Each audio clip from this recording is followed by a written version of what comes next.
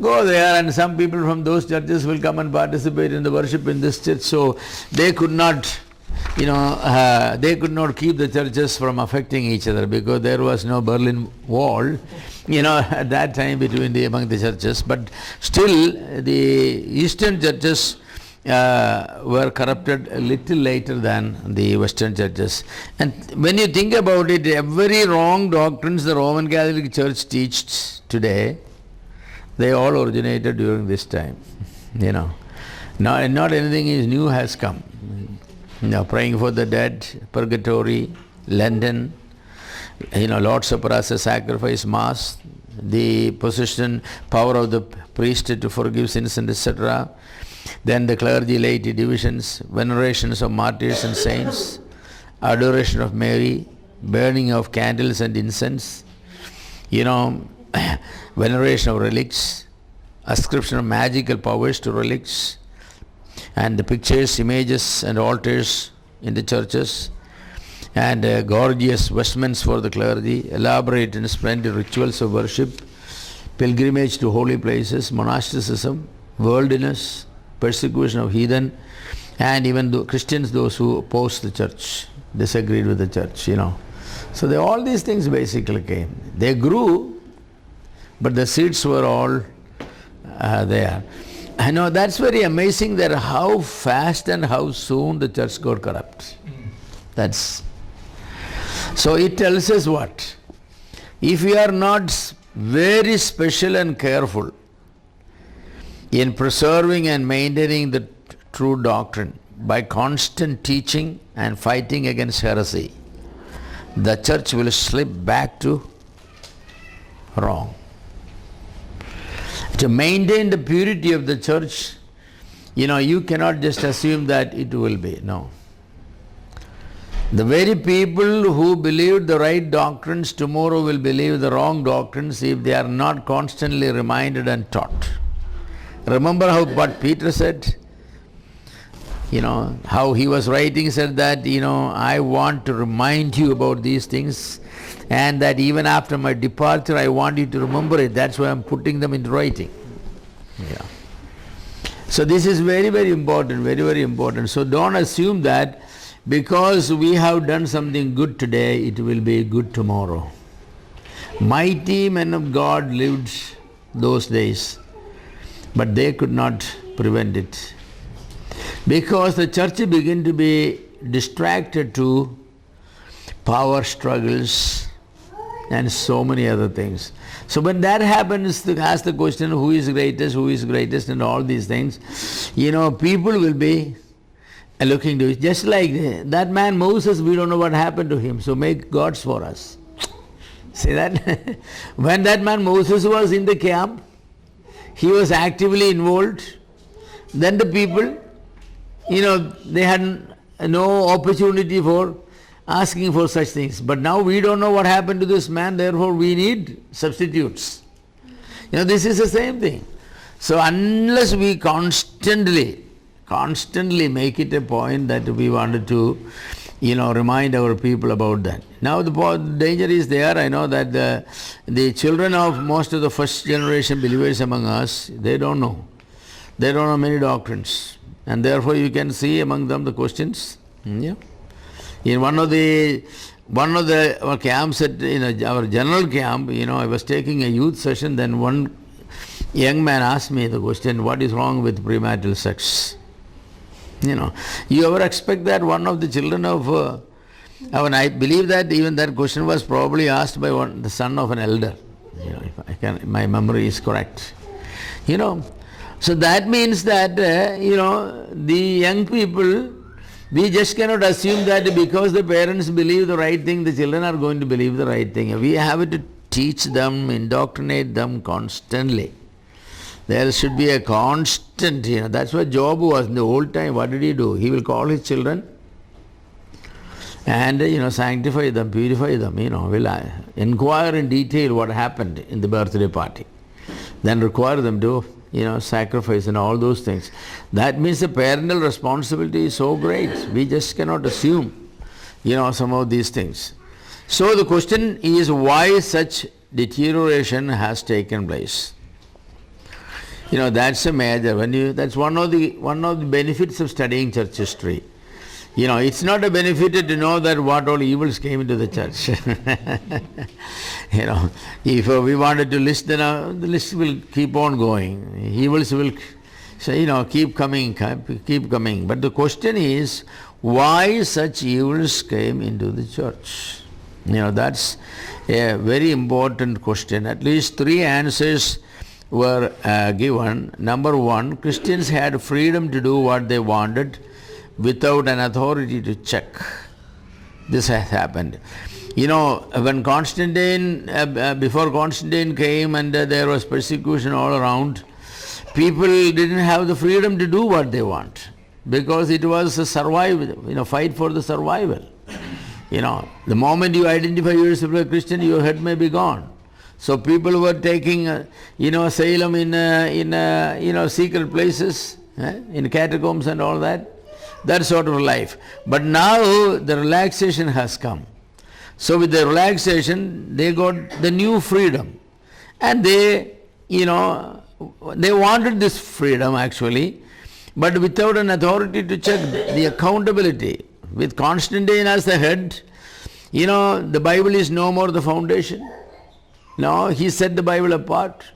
The Dark Ages began with the Constantine, 325, AD, the Dark Ages. So-called Dark Ages come until Luther came. That's a long period of 1200 years is called the Dark Ages. Because the Bible is the light. The Word of God is the lamp. The lamp was put out. And Constantine kept it, and the attic, let it be there, that black book. Roman Empire or the royal religion will be run not by the books written by the fishermen and others. It will be run according to the wisdom of, the royal family, So it is what the kings and the bishops did, and they had the freedom to do whatever they want. And those bishops were not all godly people, they were just power-thirsty, fleshly people, carnal people. Many of them were. Of course, there were good people like Augustine and all. We are not saying there were none, but not all of them were. So that was one of the reasons. We say that when the cat is not around, the rats will have their heyday, So that's what happened, Before, it was not. The bishops were not necessarily the powerful ones, but they were small groups. They were meeting. The elders of the churches were keeping an eye on everybody, and they had such wonderful fellowship because they recognized the fact that who worshipped with them, broke bread with them today will not be there next Sunday. He may be eaten by the lion, So they wanted to maintain that purity and they themselves in their prayers were, asking God to keep them pure so that if they are the next martyrs, they wanted to offer themselves as a worthy sacrifice, living sacrifice, holy and acceptable to God. But now that sort of thinking is gone. There is nobody to persecute us, nobody. So when children were gone out to the town for some fun time, when they came late to return, the parents didn't have the concern. Hey, nobody will kill them. Who will kill them? They're Christians, they're Christians. So let the children have. For so long they were under, very strict, rule and fear was there. But now that fear is gone, so let us have some fun. The young people go, that's just like the Jacob's daughter going away to see, the young women of the community to have a fun time, and she really did have fun time. But we know, how what the consequences was. So that sort of thing. The second reason was there was no guideline to study the Old Testament and to interpret it, The Old Testament was there, but the Latin Vulgate and all was there, but how to read it, how to take it, nobody really knew. It was heavy symbolism. And allegorical interpretation led the people to say what they wanted. Basically, everybody could say anything they want from the Old Testament. Even somebody could take a passage and interpret that Satan is, a type of Jesus Christ. That was his case, He was above everybody else. He was most beautiful. He was this, he was that. It's just your fancy imaginations. That's a problem with that. They did not have a hermeneutics to go by. It's not that the Jewish people didn't have any hermeneutics, they had, but the Christians have come how to interpret the Old Testament into here. So the priest and the killing of the people, the polygamy, so many issues were there. So how to interpret them? How to interpret them? This was all, So for some people, of course, Solomon was the example. To some people, who was the other guy? Samson was the, hero. That sort of thing. So there were people, there was definitely a confusion of hermeneutics and interpretation. You take a passage, and of course everybody, even the allegorical interpretation has done so much damage, because in allegory, the Old Testament, like Adam and Eve, need not to be historic personality. That's allegory. The historicity of the person or the event is not the fact that God wanted us to teach something through that story. That's all. What is that lesson? That's it. Therefore, the reality of the Bible, the reality of the truth, it's faded away. Just like Ramayana and Mahabharata, you have so many stories there. What is the purpose of those stories? To teach our children the moral lessons, That's what it is. So so with that kind of a thinking, whenever we start interpreting the Bible wrongly or handle the Bible wrongly, whenever our respect start losing by wrong interpretation the authority and sufficiency of the scripture, you start slipping. Our feet start slipping. We cannot hold on to it. And this is true about any sect or group where the Bible is not the authoritative book and Bible is to be taken literally. By literally does not mean, that literally means that the genre of the literature has to be taken into consideration, interpreted. If poetry, then according to the rules of poetry. That's what it means. It doesn't mean that everything has to be taken, literally as it is, but there are rules.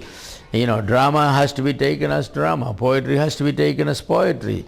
A symbol has to be interpreted as a symbol. There are rules for interpreting symbols, rules for interpreting parables. There are some, and all historical narratives has to be taken literally. So when we say that God created Adam and Eve, it's a historical narrative, it can be taken only literally. It cannot be taken in any other way, So, when we lose those foundations of interpretations, and I think the problem came, that what happened there also. The third reason, which probably is, equally big or even bigger, is the heathen environment of the church. The heathen environment of the church. Without true conversion, people were added to the church. So at that time, you go to any church and take a sample and find out what percentage are truly born again and separated people. You will be surprised to know that probably 80% are not separated and born again. People were en masse converted, mass baptism. That was the order, mass baptism.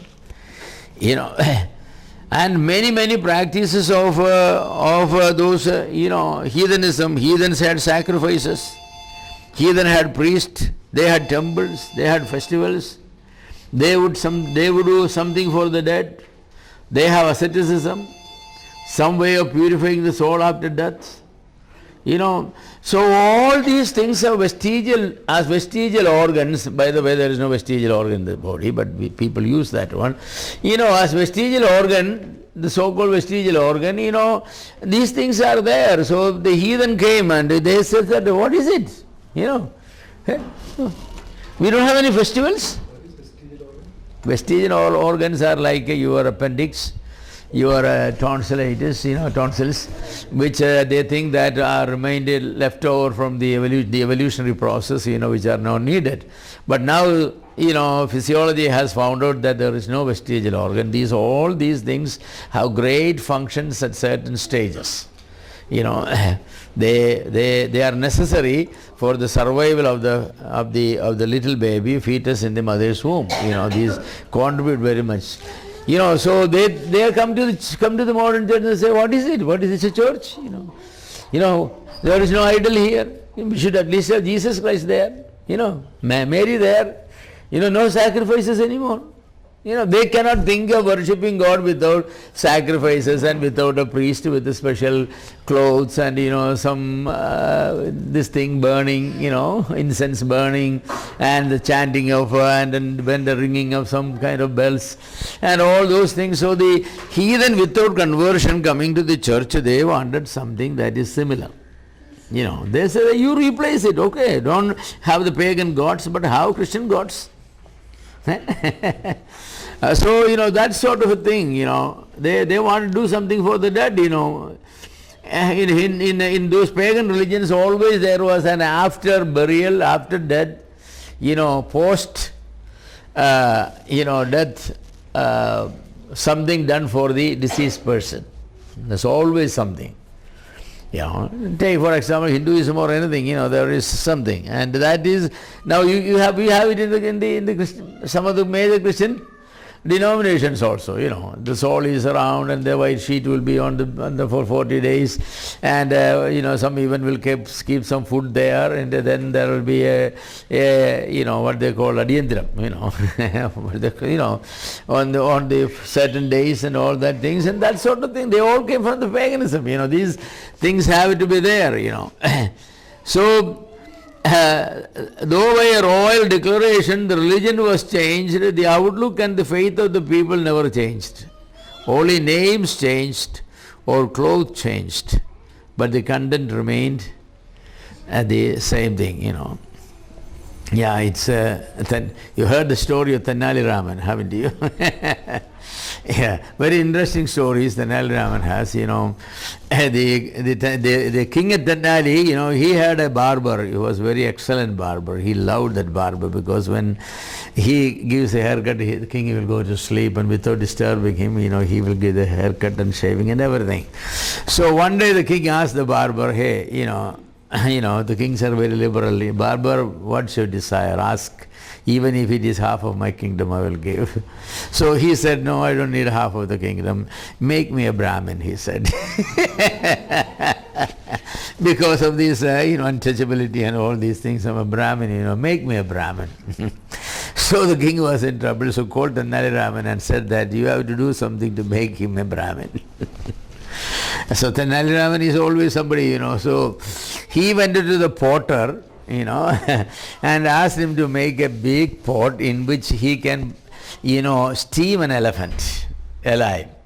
Steam an elephant. So the pot has to be very, very big because the elephant has to be alive, walk into so Tenali Raman was, making this, and then finally he brought this big pot into the king's palace, and put it there. And the king said, what is this for?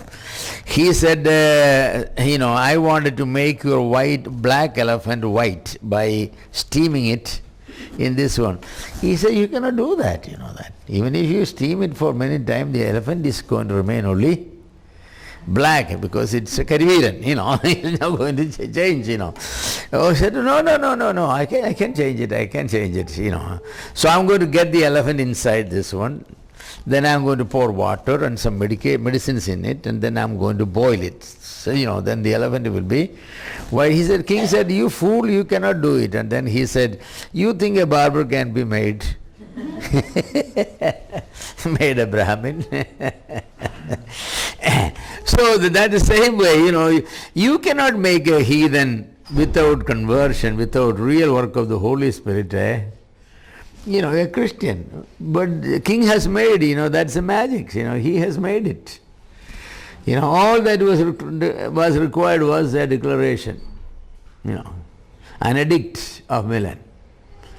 Every citizen of this country, when the clock strikes 12, shall be a Christian. The religion of the king is the religion of the emperor, is the religion of the subjects. It's as simple as it is. So if somebody asks you, who said I'm not a Christian, The question doesn't. The emperor said, I'm a Christian. Yeah.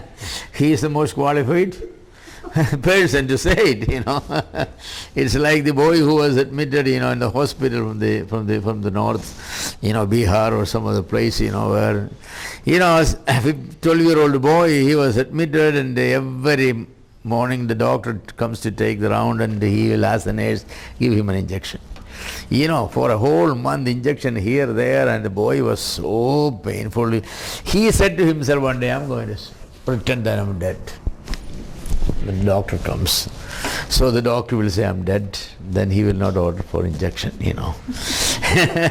So that's what he did. He closed his eyes and held his breath, and he was there. So the doctor came, looked at him, told the nurse that, told the father that standing next to him, hey, your boy is dead, take the body out. So when he heard the doctor saying the boy is dead, he said, no, I'm not dead. So the father said, you rascal, shut up. What qualification do you have to say you are not dead? Here is the MD doctor saying he is dead. He is the most qualified person to decide whether a person is dead or alive. The same way, the emperor is the most qualified person to say what your religion is.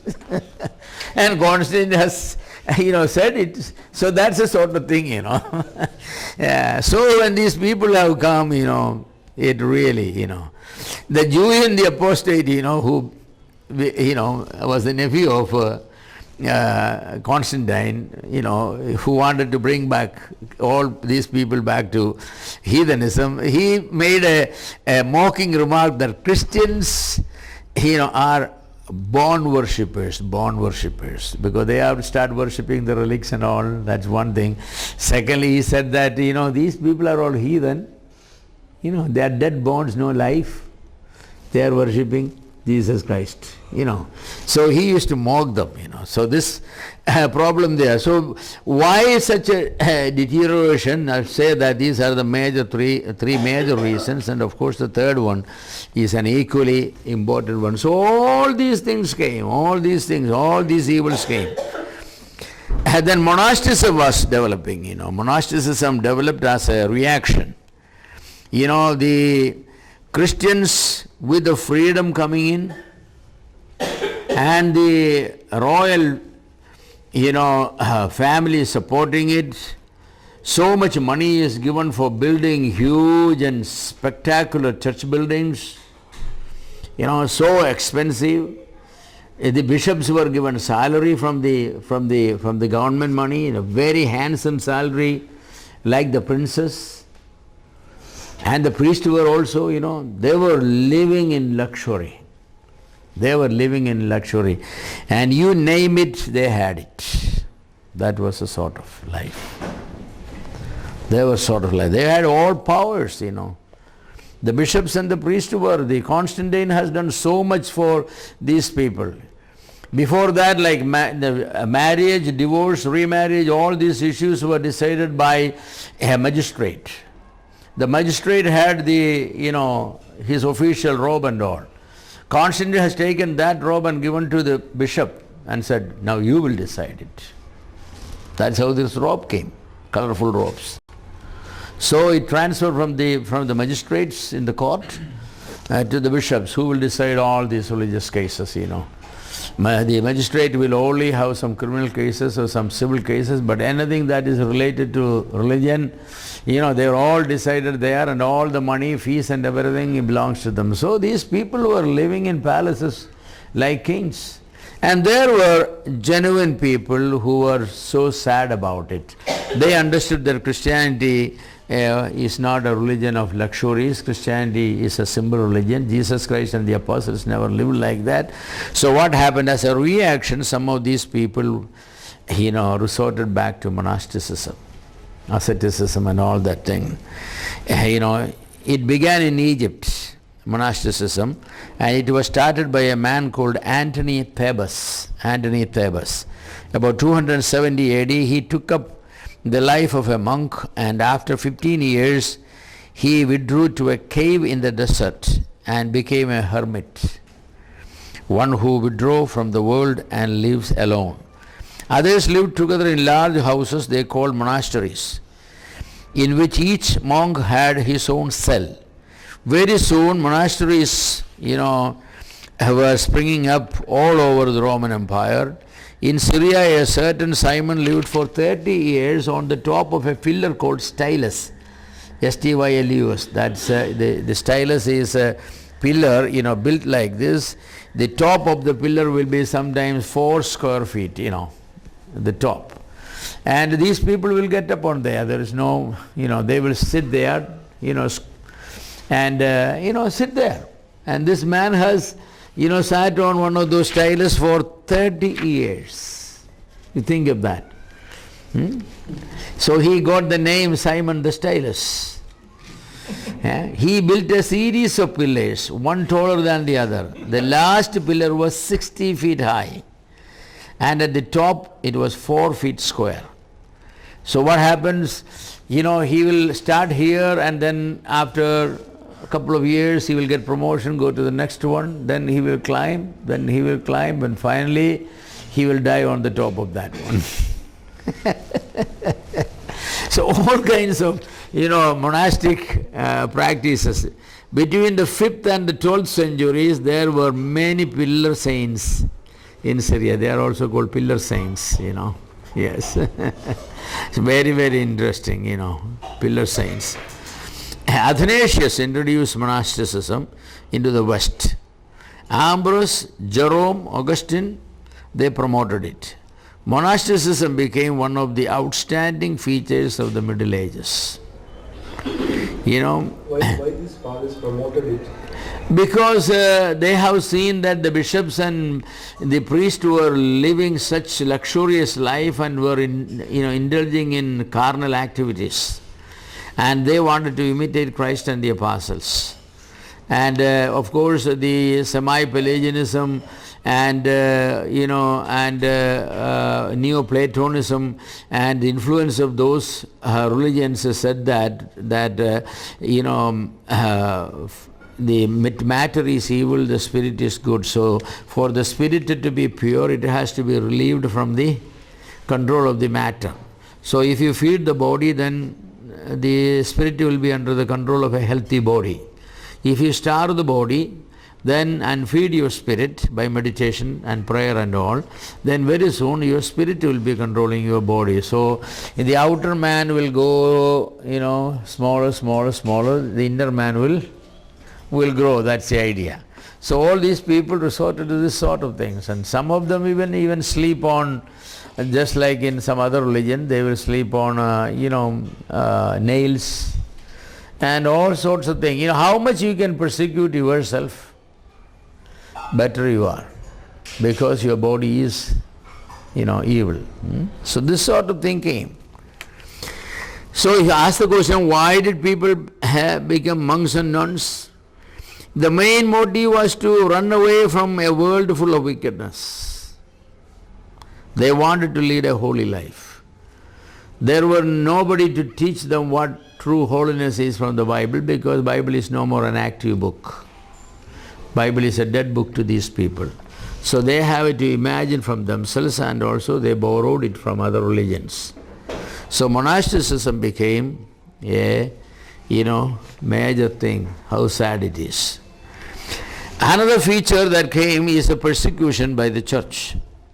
When heathens stopped persecuting the Christians, Christians began to persecute the heathen. You think of that, how sad it is. There was a time the heathen were persecuting Christians because they were saying the Christians were atheists because they didn't have idols. They were not contributing money for the festivals of the pagans and all that one.